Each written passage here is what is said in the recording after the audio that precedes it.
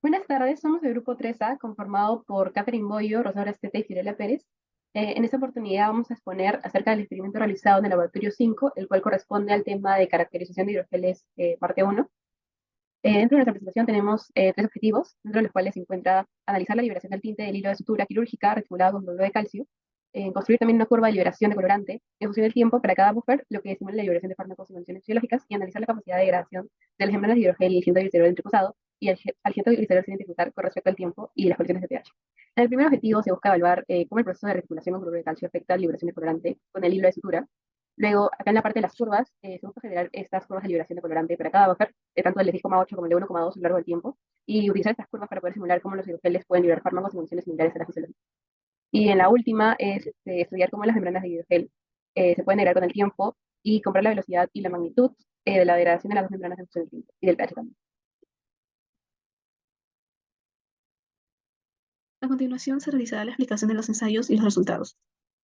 En el primer ensayo, el laboratorio se centró en observar la capacidad de degradación de las membranas florales utilizando dos amortiguadores o buffers, uno de pH 6,8 y uno de pH 1,2 y tiempos definidos. Se proporcionaron dos membranas recortadas en seis pedazos iguales, previamente secadas a 50 grados centígrados. La membrana de color azul era la membrana de ginatoglicerol entrecruzada con cloruro de calcio, mientras que la de color naranja era la membrana de ginatoglicerol sin entrecruzar. En primer lugar, se rotularon las placas Petri, indicando el pH y el tiempo en minutos, y se comprobó también que los valores de pH indicados en los frascos de los buffers sean verídicos. Para esto, se usó el papel indicador de pH. Con respecto al procedimiento, se echó primero el buffer de pH 6,8 en la primera placa Petri, cubriendo las membranas. Al minuto 1 se sacó, con ayuda de la espátula, una membrana entrecruzada y una membrana sin entrecruzar, y se colocaron en el respectivo lugar rotulado. A los 5 minutos se sacaron dos membranas más y a los 10 minutos se retiraron otras dos más. Se repitió el mismo procedimiento para el buffer de 1,2.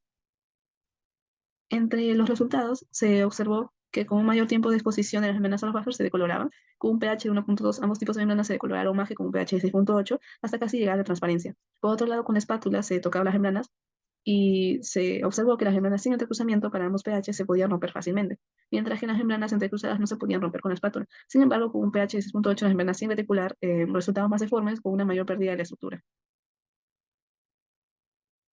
El segundo ensayo se centró en medir la liberación del colorante en los hilos de sutura quirúrgicos mediante espectrofotometría UV-Vis. Para ello se utilizaron los mismos buffers del experimento anterior. Se vertió el buffer de pH 1,2 en uno de los vasos y el buffer de pH 6,8 en otro vaso.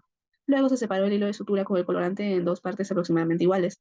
Se utilizaron cuatro celdas de espectrofotómetro por buffer, de modo que para el primer buffer de pH de 1,2 en la primera celda se vertió la solución del buffer de 1,2 del vaso sin el hilo como una muestra control. Luego se procedió a colocar el pedazo de hilo en el vaso y al pasar un minuto se retiró parte del solvente utilizando una pipeta y se colocó en la segunda celda hasta llenar el 70% de su volumen. Después de 5 minutos se retiró nuevamente el solvente y se colocó en una tercera celda. Y luego de 10 minutos se retiró el solvente nuevamente y se colocó en una cuarta celda. Se repitió el mismo procedimiento para el vaso y las celdas del buffer de 6,8. Luego se colocaron una por una las celdas en el espectrofotómetro y se obtuvo el valor de la transmitancia de cada una, es decir, el porcentaje de luz que pasa a través de la solución. Con respecto a los resultados, los valores de transmitancia en porcentaje registrados se utilizaron para calcular los valores de absorbancia a lo largo del tiempo mediante la siguiente ecuación, el cual es que la absorbancia es igual a menos logaritmo de la transmitancia. A partir de los valores de absorbancia obtenidos, se generaron las gráficas de absorbancia de 120 nanómetros versus tiempo para el control de las tres muestras de colorante de pH de 6,8 y también para el colorante de pH de 1,2. Se puede observar que con un pH ácido de 1,2, la absorbancia tiene un aumento significativo con el tiempo, cuando supera los 5 minutos, superando los valores de absorbancia obtenidos con un pH casi neutro de 6,8. Con este último valor de pH, la absorbancia también aumenta, pero no de forma brusca a lo largo del tiempo. Esto significa que hubo una mayor y más rápida liberación de colorante a un pH de 1,2. Discusión de resultados. En este apartado hablaremos en primera instancia del experimento de las placas y luego continuaremos con el experimento del hilo de sutura y de colorante. En principio, en este tema de las placas, en el entorno ácido de pH 1,2, los enlaces de calcio entre las cadenas del hexinato, en el caso de la película reticulada, pudieron romperse más fácilmente debido al proceso de hidrólisis ácida. Esta hidrólisis implica la ruptura de los enlaces químicos entre el calcio y el hexinato debido a la presencia de iones de hidrógeno H+, en un ambiente ácido. A medida que los enlaces de calcio se rompen debido a esta reacción química, la estructura de la red tridimensional del alginato se debilita de manera significativa, lo que resulta en la pérdida de integridad y estabilidad de la película. Se puede ver su degradación y extensión a nivel estructural. Por otra parte, el alginato no reticulado resiste mejor a la degradación en medios ácidos, ya que tiene una estructura lineal. Los grupos ácidos, en el caso del reticulado, se protonan en ácido, debilitando así los enlaces con el calcio, y lo que debilitan tal vez la estructura tridimensional. En el caso del alginato no reticulado, sin estos enlaces, este mantiene su estructura más o menos similar en medios ácidos. Por otro lado, en el entorno neutro, la película reticulada experimenta una degradación limitada debido a esta estabilidad que le proveen los enlaces de calcio. Los grupos ácidos en el alginato no se protonan significativamente a pH neutro. Esto evita la ruptura de los enlaces de calcio. Los enlaces de calcio desempeñan un papel crucial al crear una red en el alginato, brindando la estabilidad y resistencia. Por otro lado, el alginato no reticulado es soluble en agua y puede hidratarse y dispersarse en el medio acuoso. No forma una estructura gelatinosa estable, ya que no tiene enlaces cruzados para mantener las cadenas de alginato unidas. Continuando con los resultados del experimento del hilo, en ese experimento el espectrofotómetro proporcionó resultados de transmitancia a dos longitudes de ondas específicas.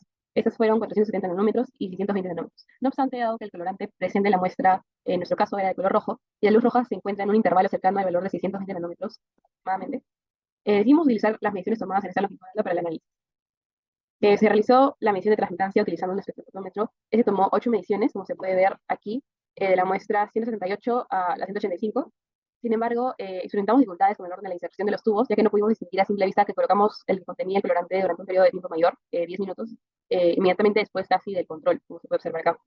A través de los resultados nos dimos cuenta del error, ya que la transmitancia de esta muestra es considerablemente menor en comparación con las anteriores, lo cual indica que contiene más colorante y por lo tanto absorbe más luz en su paso.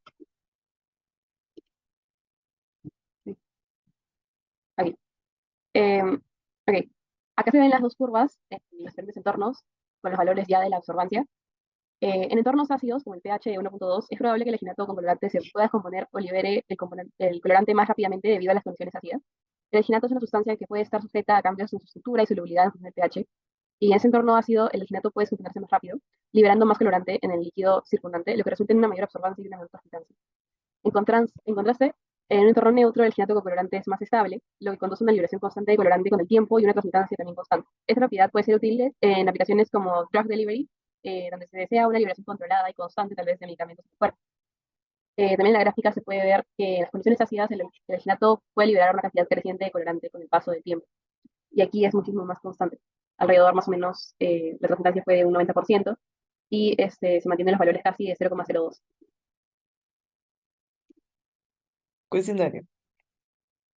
En el cuestionario nos preguntan cuál es el comportamiento de los hidrogeles de alginato reticulado si son expuestos a nivel de pH de la piel. Antes que nada debemos tener en cuenta que el pH de la piel varía entre 5.5 a 5.75, lo que indica que es ligeramente ácido, y que los hidrógenos de alginato reticulado van a variar dependiendo del pH que tenga de la siguiente manera. Hidratación e hinchamiento.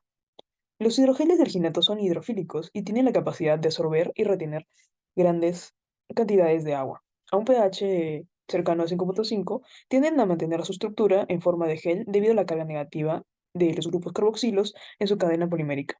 En esta condición, el hidrogel se mantiene hidratado y puede hincharse debido a la absorción del agua, como pueden ver en la imagen, que tanto en el pH 4 como en el pH 7 se mantiene estable la estructura.